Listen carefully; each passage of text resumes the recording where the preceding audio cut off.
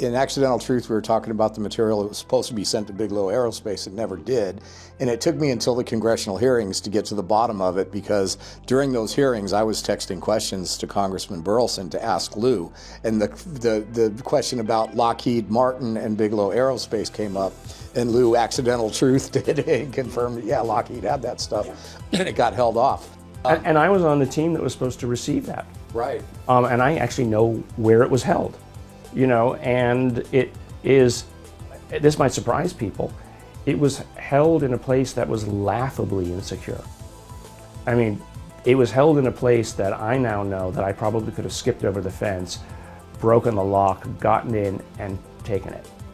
That's pretty incredible. That should surprise people, because much of this stuff appears to be held in plain sight.